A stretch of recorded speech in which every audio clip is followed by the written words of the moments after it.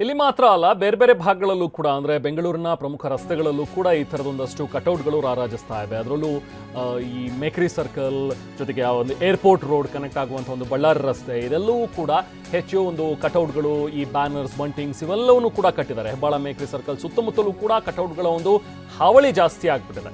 ಕಟೌಟ್ಗಳ ಮೂಲಕ ಡಿಕೆಗೆ ಶುಭಾಶಯವನ್ನು ಕೋರಿರುವಂಥ ಒಂದು ಫ್ಲೆಕ್ಸ್ಗಳು ಇದೆಲ್ಲವನ್ನೂ ಕೂಡ ಅವರ ಅಭಿಮಾನಿಗಳು, ಅವರ ಬೆಂಬಲಿಗರು ಹಾಕ್ತಾ ಇದ್ದಾರೆ.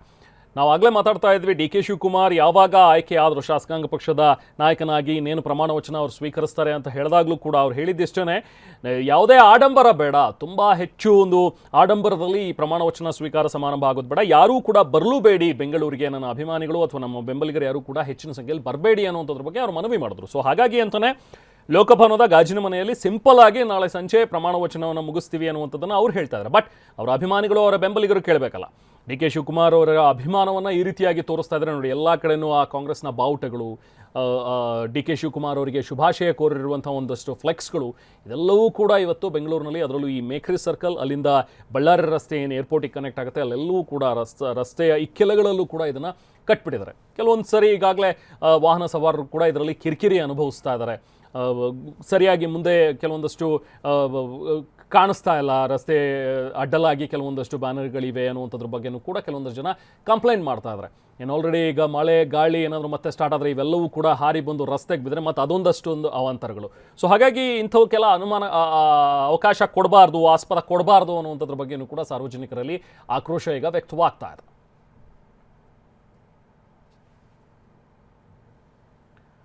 ಸೊ ಇದೇ ರೀತಿ ಈಗ ಹೈಕೋರ್ಟ್ನ ಮುಂಭಾಗದಲ್ಲೂ ಕೂಡ ಒಂದು ಕಟೌಟ್ಗಳನ್ನು ಹಾಕೋದಕ್ಕೆ ಎಲ್ಲ ರೀತಿ ತಯಾರಿಗಳನ್ನು ಮಾಡ್ಕೊಳ್ತಾ ಇದ್ರು.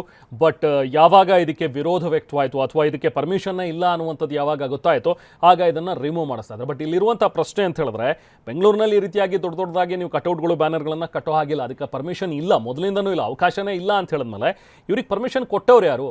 ಅಫ್ಕೋರ್ಸ್ ಇದು ಪರ್ಮಿಷನ್ ಇಲ್ದಲೇ ಅವ್ರಿಗೆ ಹೆಂಗೆ ಬೇಕು ಹಂಗೆ ಕಟ್ಟಿದ್ದಾರೆ. ನೋಡೋಣ, ಯಾರಾದರೂ ಕೇಳಿದ್ರೆ ತೆಗೆದ್ರಾಯ್ತು ಅಂತೇಳಿ. ಬಹುಶಃ ಹೈಕೋರ್ಟ್ ಮುಂಭಾಗ ಯಾರಾದರೂ ಜಡ್ಜ್ ಅವರ ಗಮನಕ್ಕೆ ಬಂದಿರಲಿಕ್ಕೂ ಉಂಟು ಈ ಥರದ ಎಲ್ಲವೂ ಕೂಡ ಆಗ್ತಾ ಇದೆ ಅಂತೇಳಿ. ಬಹುಶಃ ಅವರೇನಾದರೂ ಸವಾಲಿತ್ತಿದ್ರ ಅಥವಾ ಅದನ್ನು ಪ್ರಶ್ನೆ ಮಾಡಿರ್ಬೋದು, ಯಾರು ನಿಮಗೆ ಪರ್ಮಿಷನ್ ಕೊಟ್ಟಿದ್ದು ಅಂತೇಳಿ. ಬಹುಶಃ ಅದಾದ ನಂತರ ಏನಾದರೂ ಅವ್ರು ತೆರವುಗೊಳಿಸಿದಾರ ಗೊತ್ತಿಲ್ಲ.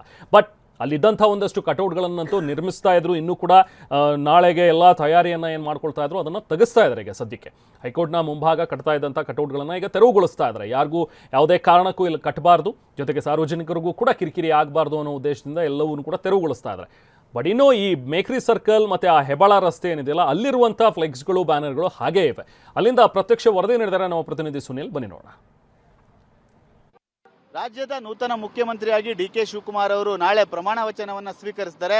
ಈ ಒಂದು ಹಿನ್ನೆಲೆಯಲ್ಲಿ ಅವರ ಅಭಿಮಾನಿಗಳಲ್ಲಿ ದೊಡ್ಡ ಸಂತಸ ಮನೆ ಮಾಡಿದೆ. ಹಾಗಾಗಿ ಡಿ ಕೆ ಶಿವಕುಮಾರ್ ಅವರಿಗೆ ಬೃಹತ್ ಕಟೌಟ್ಗಳ ಮೂಲಕ ಶುಭವನ್ನು ಅವರ ಅಭಿಮಾನಿಗಳು ಕೂಡ ಕೋರ್ತಾ ಇದ್ದಾರೆ. ಬೆಂಗಳೂರಿನ ಬಹುತೇಕ ಭಾಗಗಳಲ್ಲಿ ನೂತನ ಮುಖ್ಯಮಂತ್ರಿ ಡಿ ಕೆ ಶಿವಕುಮಾರ್ ಅವರಿಗೆ ಶುಭಾಶಯಗಳನ್ನ ಕೋರ್ತಾ ಇರುವಂಥ ಕಟೌಟ್ಗಳು ದೊಡ್ಡ ಮಟ್ಟಿಗೆ ಕಂಡು ಬರ್ತಾ ಇದೆ. ನಾನೀಗ ಮೇಕ್ರಿ ಸರ್ಕಲ್ನಲ್ಲಿ ನಾನು ಹಿಂಭಾಗ ದೃಶ್ಯದಲ್ಲಿ ನೋಡ್ತಾ ಹೋದ್ರೆ ಬೃಹತ್ ಕಟೌಟ್ಗಳಿಗಾಗಲೇ ರಾರಾಜಿಸ್ತಾ ಇರುವಂಥ ದೃಶ್ಯಗಳು ಕೂಡ ಕಂಡು ಬರ್ತಾ ಇದೆ.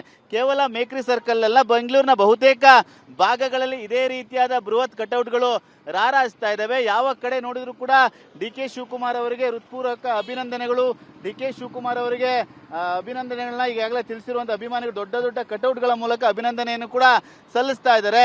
ಕೇವಲ ಮೇಕ್ರಿ ಸರ್ಕಲ್ ಅಲ್ಲ, ಹೆಬ್ಬಾಳ ಆಗ್ಬೋದು, ಏರ್ಪೋರ್ಟ್ ರಸ್ತೆ, ಅದೇ ರೀತಿಯಾಗಿ ಡಿ ಕೆ ಶಿವಕುಮಾರ್ ಅವರು ಪ್ರಮಾಣ ವಚನ ಸ್ವೀಕರಿಸುವಂಥ ಲೋಕಭವನ ಈ ಒಂದು ಸ್ಥಳ ಆಗ್ಬೋದು, ಮತ್ತು ವಿಧಾನಸೌಧ ಸುತ್ತಮುತ್ತ ಇದೇ ರೀತಿಯಾದ ಬೃಹತ್ ಕಟೌಟ್ಗಳು ರಾರಾಜಿಸ್ತಾ ಇದ್ದಾವೆ. ನಾಳೆ ಸಂಜೆ 4:05 ಡಿ ಕೆ ಶಿವಕುಮಾರ್ ಅವರು ರಾಜ್ಯದ ನೂತನ ಮುಖ್ಯಮಂತ್ರಿಯಾಗಿ ರಾಜ್ಯ ಲೋಕಭವನದಲ್ಲಿ ಪ್ರಮಾಣ ವಚನವನ್ನು ಸ್ವೀಕರಿಸ್ತಾರೆ.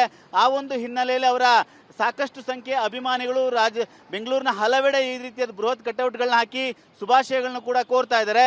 ಹಾಗಾಗಿ ಡಿ ಕೆ ಶಿವಕುಮಾರ್ ಅವರ ಪ್ರಮಾಣ ವಚನ ಸ್ವೀಕಾರಕ್ಕೆ ಕೌಂಟೌನ್ ಶುರುವಾಗಿದ್ರೆ ಅವರ ಅಭಿಮಾನಿಗಳು, ಆಪ್ತರು ಕೂಡ ದೊಡ್ಡ ಮಟ್ಟದಲ್ಲಿ ಬೆಂಗಳೂರಿನಲ್ಲಿ ಕಟೌಟ್ಗಳನ್ನು ಕೂಡ ಹಾಕಿಸಿ ಅವರಿಗೆ ಸ್ವಾಗತವನ್ನು ಕೂಡ ಕೋರ್ತಾ ಇರುವಂಥದ್ದು. ಕ್ಯಾಮರಾಮನ್ ಸೈಯದ್ ಜೊತೆ ಸುನಿಲ್, TV9 ಬೆಂಗಳೂರು.